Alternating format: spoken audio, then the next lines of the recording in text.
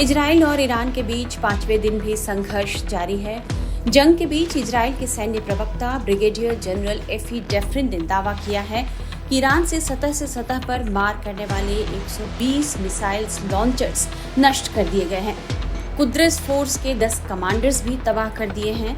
उनके मुताबिक इजरायली विमान तेहरान के आसमान पर बेखौफ उड़ रहे हैं। जवाब में ईरान ने भी मध्य इजराइल में 100 से ज्यादा मिसाइलें दागी हैं। ईरान ने तेल अवीव में इजराइल की खुफिया एजेंसी मोसाद के हेडक्वार्टर पर भी हवाई हमला किया। इसके अलावा मिलिट्री इंटेलिजेंस से जुड़ी खुफिया एजेंसी AMAN की बिल्डिंग को भी निशाना बनाया गया है। वहीं ईरान ने यह जानकारी दी है कि टॉप सैन्य अधिकारी मेजर जनरल अली शादमानी की एक हवाई हमले में मौत हो गई है। यह जानकारी ईरान की सेना की तरफ से दी गई है।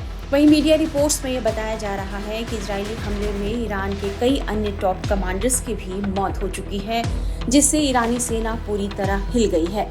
ईरान में अब तक 200 से ज्यादा लोगों की मौत की रिपोर्ट हो चुकी है, जबकि इजराइल में 2 दर्जन से ज्यादा लोग अपनी जान गंवा चुके हैं।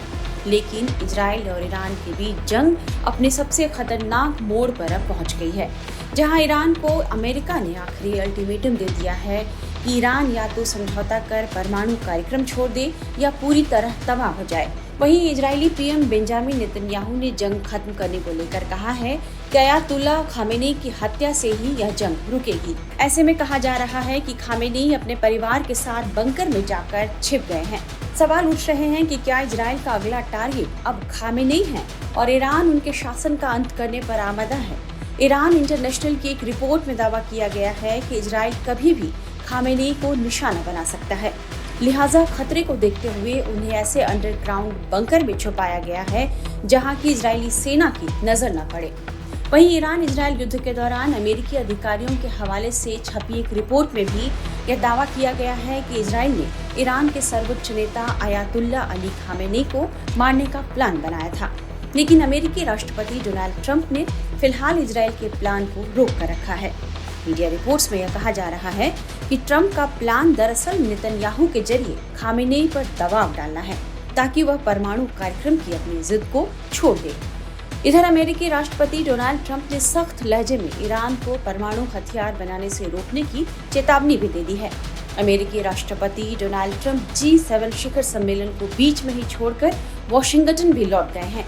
ईरान और इजराइल में बढ़ते तनाव के बीच ट्रंप ने कनाडा में आयोजित G7 शिखर सम्मेलन से एक दिन पहले ही वापस लौटने का फैसला किया।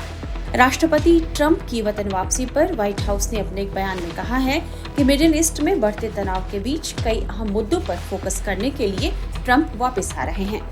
ट्रंप ने अपने बयानों में ईरान के परमाणु कार्यक्रम को लेकर अपनी पुरानी नीति को दोहराया है और इसे रोकने की वकालत भी की है।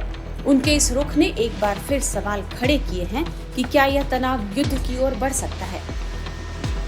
इजराइल और ईरान के बीच में ये जो वर्तमान समय का युद्ध है, ये गंभीर रूप लेता जा रहा है और अभी हाल के समय में इजराइल ने ईरान के न्यूक्लियर इंस्टॉलेशंस पे और उसके सिविलियन इंस्टॉलेशंस पर बड़े हमले लॉन्च किए और इजराइल के द्वारा ये जो हमला ईरान के ऊपर किया गया, उसके पीछे का तर्क ये इजराइल ने दिया कि ईरान अपने न्यूक्लियर वेपन्स के प्रोग्राम को तेज गति से आगे बढ़ा रहा है। और IAEA की बोर्ड ऑफ गवर्नर्स की जो बैठक हुई थी, उसमें भी इस बात को मान लिया गया था कि ईरान अपने IAEA के ऑब्लिगेशंस को फॉलो नहीं कर रहा है, उसको वायलेट कर रहा है।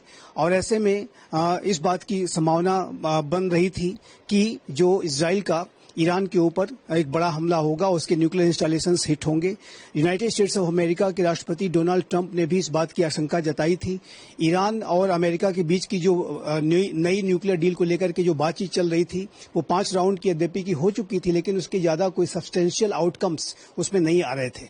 तो ऐसे में ये जो हमला था वो इसकी प्रबल संभावना थी और जो इजराइल ने कर दिया है।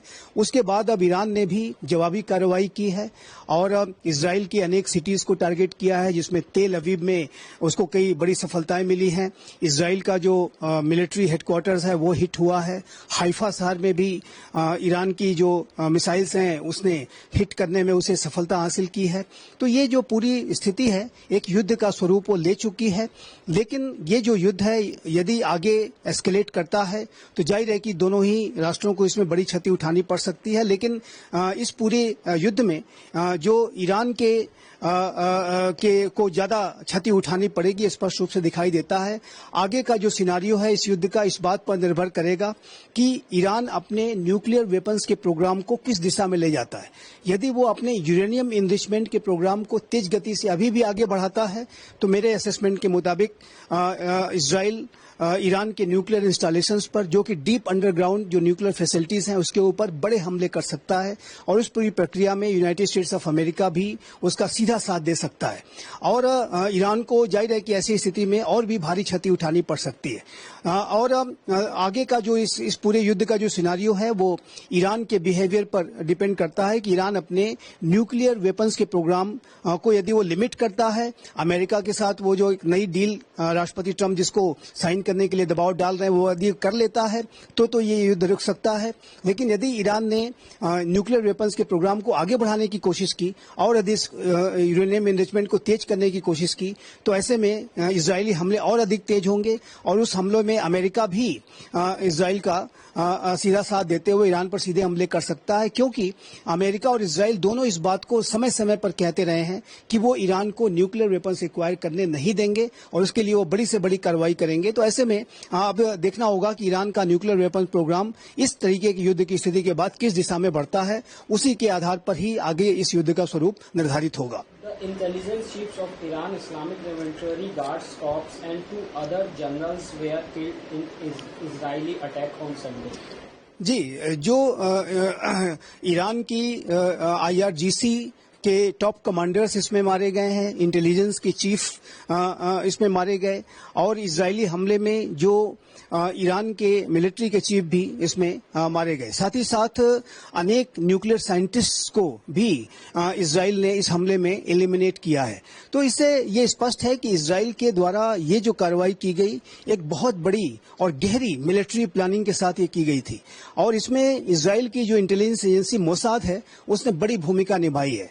ऐसी रिपोर्ट्स हैं कि मोसाद ने बहुत लंबे समय से इस पूरे ऑपरेशन की प्लानिंग कर रखी थी कि किस तरीके से ईरान के न्यूक्लियर साइट्स को टारगेट किया जाएगा और मेरा ऐसा मानना है कि अभी इजराइल के द्वारा ये जो एक्शंस हैं वो अभी कंप्लीट नहीं हुए हैं और यदि ईरान ने अपने न्यूक्लियर वेपन के प्रोग्राम को आगे बढ़ाया तो मोसाद के पास और पूरे इजराइल के मिलिट्री एस्टेब्लिशमेंट के पास और भी बड़े और गहरे प्लान्स हैं जिससे कि वो उनकी ईरान की जो डीप अंडरग्राउंड न्यूक्लियर फैसिलिटीज हैं, जो न्यूक्लियर एसेट्स हैं, जो रियल न्यूक्लियर एसेट्स वहीं रखे हुए हैं, उनको भी वो टारगेट कर सकता है। इस तरीके के प्लान इजराइल ने पहले बनाकर रखे हुए हैं। इस तरीके के ये स्पष्ट रूप से दिखता है और ऐसे में आने वाले समय में यदि ये युद्ध एस्केलेट करता है, ईरान अपने न्यूक्लियर प्रोग्राम पर लगाम अगर नहीं लगाता है तो उसको बड़े खामियाजा और भी गहरा खामियाजा भुगतना पड़ सकता है।